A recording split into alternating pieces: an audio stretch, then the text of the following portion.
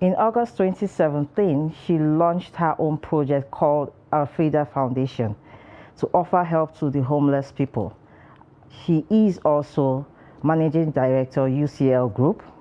She's the CEO of the House of Frida, a shopping center, and Director General at the Rochas Foundation, a non-profit organization created by her father to help vulnerable people and children in need. She's a wife, daughter, and the founder of Aritian School. She has a passion not for just presiding over a school, but has a flair for the less privileged, as well as breeding scholars that would turn world leaders. Join me in welcoming Mrs. Ulama Rochas Wosu to our program today. You're welcome. Hello, Amina. How are you? Fine. Thank you. So what spurred your interest into the education sector to setting up a school? To be honest, it stemmed from the idea of where we are as a people in our country and the growing, I guess, lack of trust in leadership. As a result, what's happening in our nation and you know, how far we're going. And I realized, also coming from a political background, that it's as a result of so many things, but most importantly, the system. And the system is made up of the people. And the people come out from the educational system as well. So it's a circle. Yeah. And so I was just passionate about, so my major interest is in the people and bringing out refined people that understand what leadership is all about and what it should be. And that's what honestly made me take interest in education. Okay. Yeah. Speaking about leadership, your goal is to make this school or become the first person to set up an Ivy League institution in Nigeria. Yeah. You know, so what's your take on leadership, you know, amongst the youth, especially women? So leadership is one's ability to lead the people, simply put, but it's not just that simple. My idea of leadership is somebody who's able to is an embodiment rather of so many characters, somebody who's understanding, somebody who has respect for others, somebody who's tolerant, and tolerant of other people's culture. So that's what my idea of leadership is, building that ideal human. Patriotism, we're not very patriotic in our country. And so these are some of We're not very patriotic. All right, we'll come to that. Well, so basically the Aritian, it was derived from the Greek word arit, which means excellence, and it's a Greek-themed school, which fosters the idea of leadership, gods, you know, stemming from the idea of democracy and all of that. So yes, we're just trying to breed refined leaders who are patriotic, major love for country. And how far have you gone with that? Very far. We're just 2 years old, but we're instilling a culture first. No nation grows above or beyond its culture. Yeah. So first of all, we're instilling the culture, like I said, tolerance, respect for others, understanding our strength is in our diversity. So understanding every other person's culture. Nigeria is huge with different cultures. Yes. And when we begin to respect other people's culture, respect their ideals and what they stand for, then we become a better nation. So that's what we're instilling the children, respect, character. The fact that even if you're a privileged child or you're not a privileged child, you must have your head on your shoulders. So these are some of the little bits that we're putting. It looks like a tall order, but one step at a time, and then you get the overall goal. So what has been the challenges so far? You say you're 2 years. Yes. So what's been the challenge? How easy has it been running the school? Because we are intentional about what we're going for. I love that word, intentional. Yes, I wouldn't say it has been a walk in the park. However, it's been exciting. The journey has been exciting. But as far as challenges, I would say that just having, you're dealing with different minds as far as the teachers, the instructors, you're dealing with different people, their belief system, it's different, the way of, the way they're used to doing things in other schools or wherever they were coming from. Because we still had to get our teachers from Nigeria, our directorates from Nigeria. So the idea of their retail is everything homegrown, but excellence, thereby building into an Ivy League school at some point.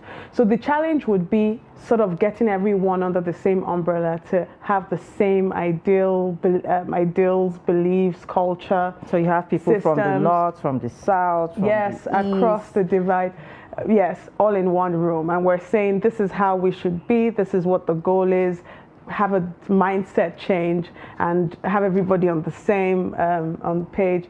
That's a bit of a challenge, but that's something that gradually we're building into, and we're beginning to see it come to pass. Okay. So.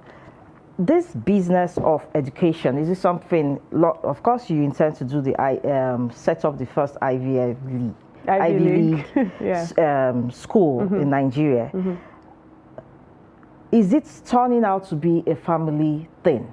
Your dad started with the Rochas Foundation school, and you're doing your Aritian school. Is it something turning out to be a family thing? So in the way that you're asking it, if it's planned, if what you're asking, no. It's just something that's, I guess, a coincidence that we're just all interested, most of us in the family are interested in education. And education, in the way that you look at it, is life itself. You know, the very makeup of what we are, who we are, what we do is education. So it's relevant in our society. And like I said, there's a growing decay in our society and in our system. And it's stemming from what we know, what we're exposed to. And so at the Aritian, we're trying to make sure that we expose the Aritian child, the Aritian scholar, so that once they're exposed to the right information, then they are able to make informed decisions about their life, about the idea on what leadership should be and how to lead their people. Because Aritian is a leadership school, simply put. Yes. Okay. Your father is a politician. Yes, he is. You're married to a politician. Yes, I am. Do we see you going into politics full time anytime soon? At some point, yes. When? It depends when the wind takes me there, but at some point, yes. I'm very passionate about our country. I'm very passionate about seeing that things get better. I think that we are where we are because we're really misinformed, and we don't have a good understanding of what the situation is, right? So everybody has their own vantage point of situations and happenings in the country. So I think that if we bring forth enabling environments and better platforms that allow people to have a good view of what things are really all about and where the country is, then would be able to function better. So you're only as good as what you hear and what you're exposed to. Yes. So I'm really passionate about this country, to be honest. So yes, I will join politics, but not now. Okay. Very soon. When you're ready. When I'm ready, yes. Okay. So back to the size, doors. Do doors still open for you as a former governor's daughter and a present senator's daughter? That's a tricky question. I would say that, to be honest, I'm blessed to have him as a father, and I'm grateful. I wouldn't change that for anything in the world. However, as the question, if doors open, I don't know about that. I think it's the other way around. I think if somebody else has to take a step or two, I find that I would normally take 10 steps more to sort of prove my point. Right. Because once you walk through the door, the idea is, oh, you don't need favors, you don't need help, you don't need any extra assistance because you're coming from this background. So to be honest, I've never seen it as a door opener. However, I guess because of what we've done in the foundation over 25 years, there's a lot of goodwill, generally speaking. But is it a door opener in terms of from the business angle? I wouldn't say so. But we're still blessed anyway. Okay. Where do you see the Nigerian woman in terms of leadership and politically? You're not a politician, but you aspire to be one. Yeah. Do you think the Nigerian woman has gotten there yet when it comes to leadership and political positions? I think we have some great women doing amazing things. However, I think as women, we have to deliberately and intentionally have a mindset shift to where it's not just about the woman's card, but it's about, I guess, improving ourselves and what we really have to offer. I think that the nation at some point, the world is evolving, we're changing as a people. The nation at some point will require what you have to bring to the table, and the conversation and discourse would no longer be about the female gender or the male gender. It's just about what you can do and what you can bring to the table. So I think at some point we have to move away from the conversation of if it's a woman or a man, and just more about how we could improve ourselves and evolve as women to just remove the sentiments of our gender and more or less what we have in our brains and what we can put on the table. Okay. Or bring to the table. Yes, rather. that's fine. The education sector, seems to be nosediving. It is, yes. And not everyone can do what you have started. What would you say to encourage more people, especially those who can, to venture into or collaborate with others to make sure that we get the education system in the country up and going? I think somebody has to take on the mantle. Naturally, the human nature is that if you see something successful, if you see something produce its worth, people tend to sort of join, in the glory and want to see what that's all about and sort of be a part of it. So the dream, for instance, in relation to the Eritrean is let's chunk out the finest first, as far as, because I tell people the strength of any good educational system is in the alumni.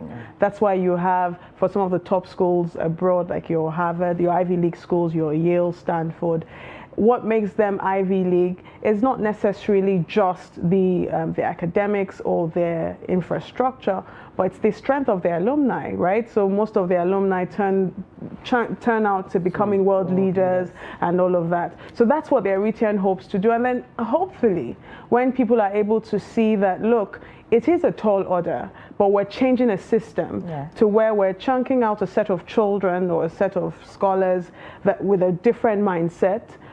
When you see them, they need no introduction. You just know that they are Eritrean scholars. That's what we're going for.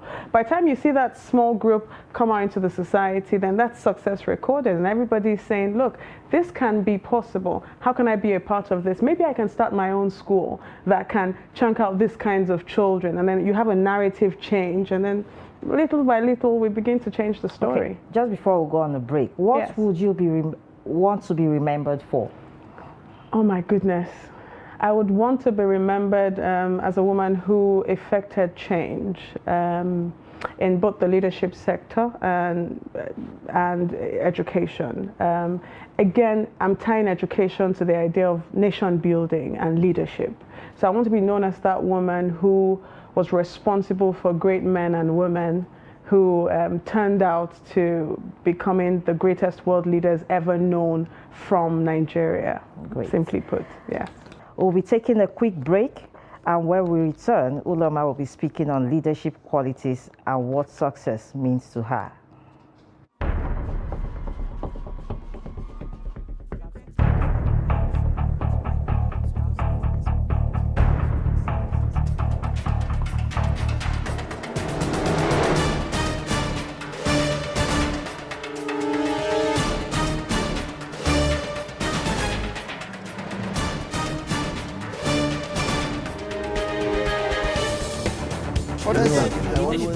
That's great.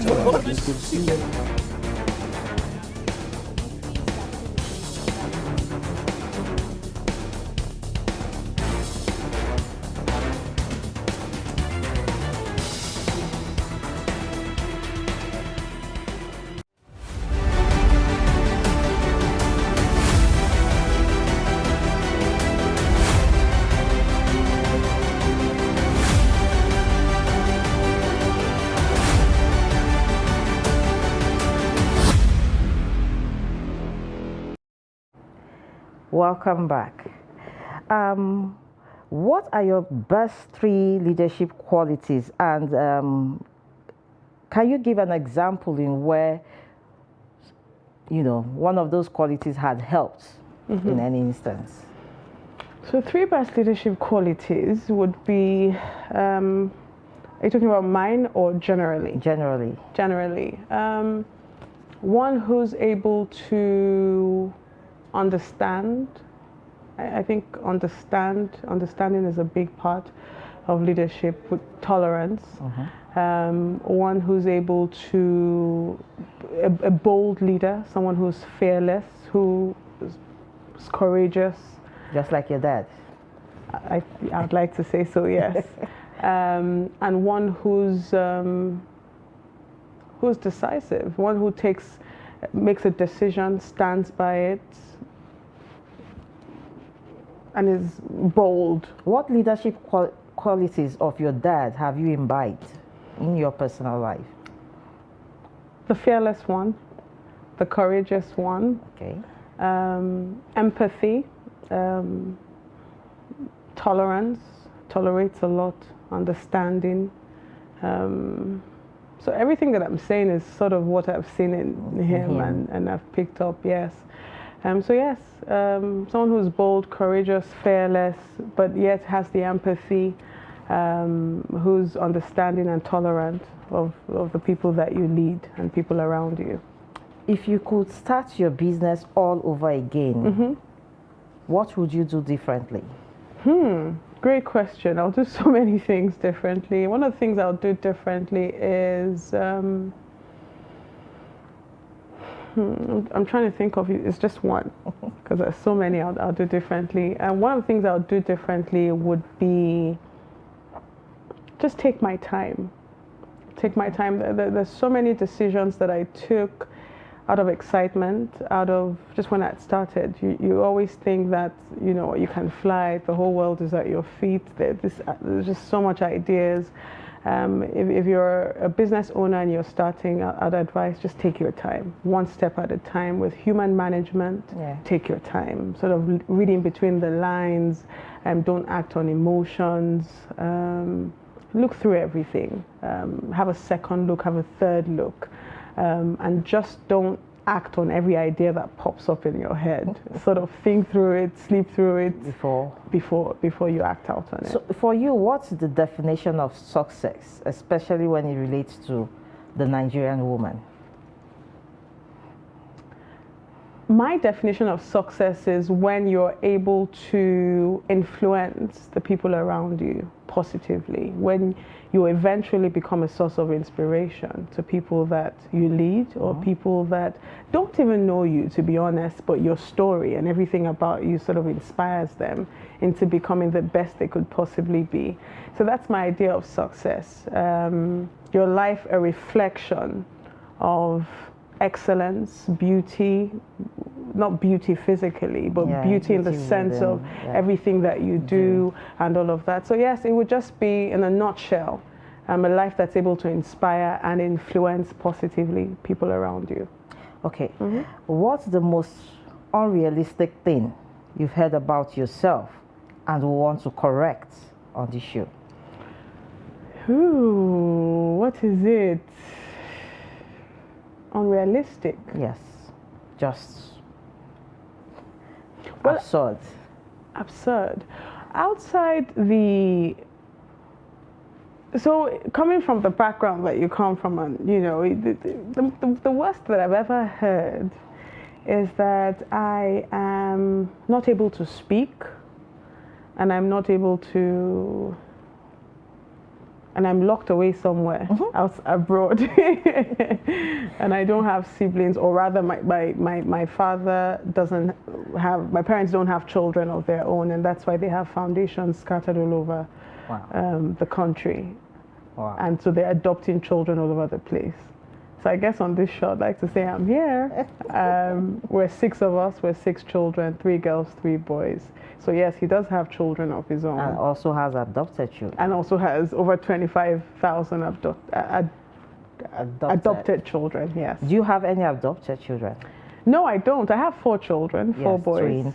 Twins. I'm and going two to ask you, the next question was about how Yes. you manage motherhood, your school, your dad's foundation, and still being you. How do you manage, how do you juggle up all this?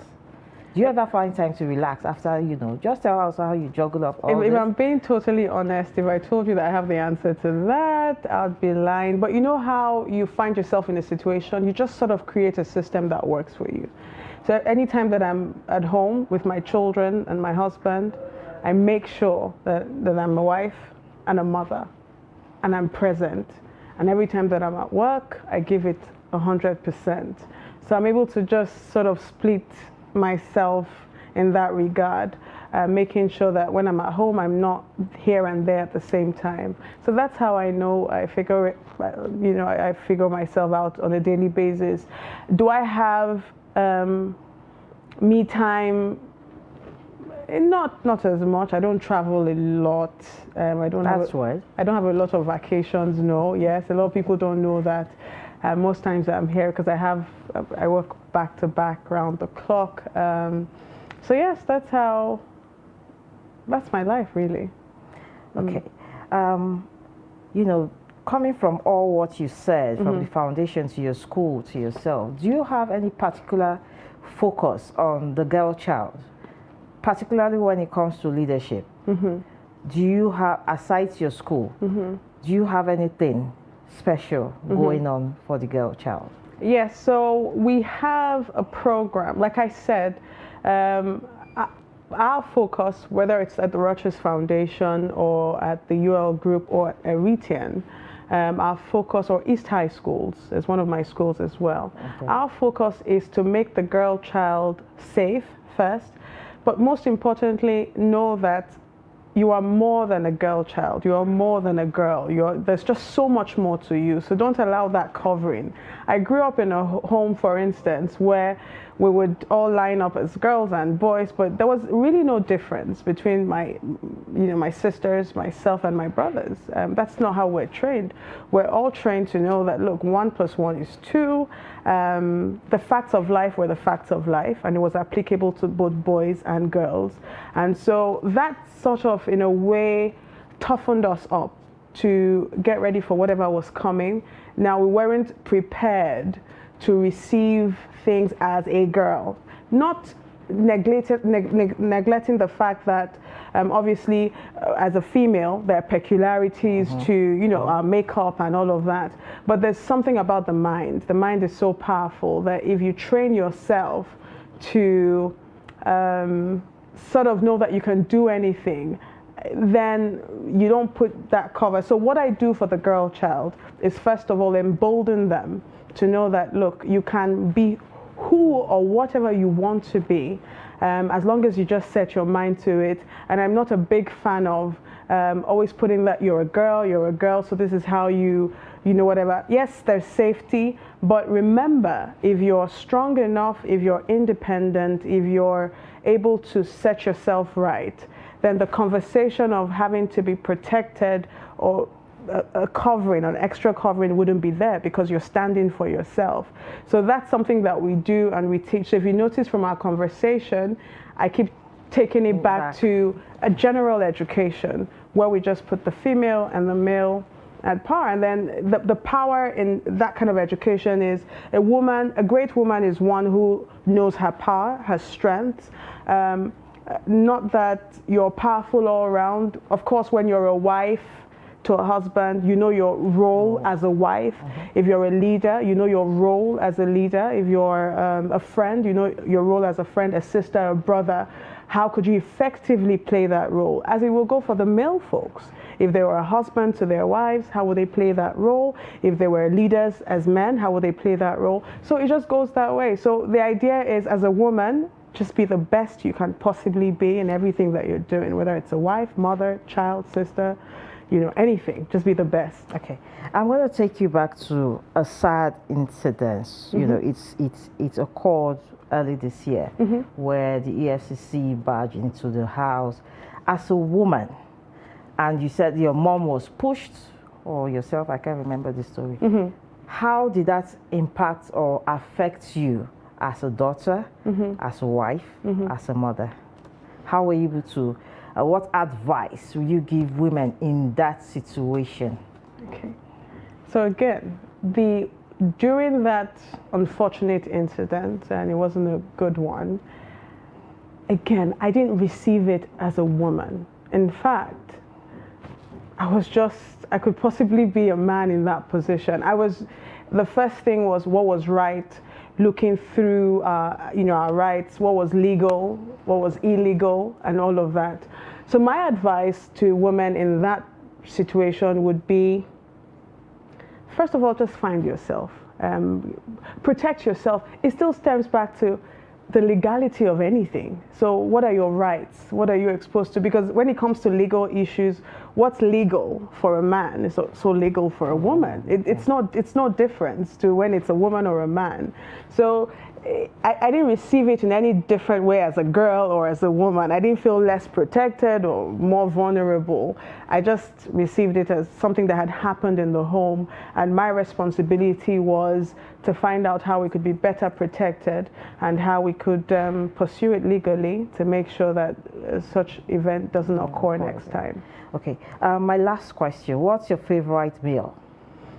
Having grown up in the North, yes, what's your favorite northern meal? My favorite northern meal outside, so it's not a meal, but it's a habit. Like I would always look for fradinono anytime. That's my go-to. It's not a full-on meal, but I love fradinono, and of course damunama as a snack. Great. Yes. If your actions inspire others to dream more, learn more, do more, and become more, you're a leader. John Quincy Adams, which our guest today has demonstrated in trying to create an enabling environment for the Nigerian future leader. Thank you, Uloma, for being our guest today. Thank you so much, Amina. And we enjoyed your presence here. Thank you. Until next week, when we bring you another interesting guest, I remain your host, Amina Hassan. Stay safe and remain blessed.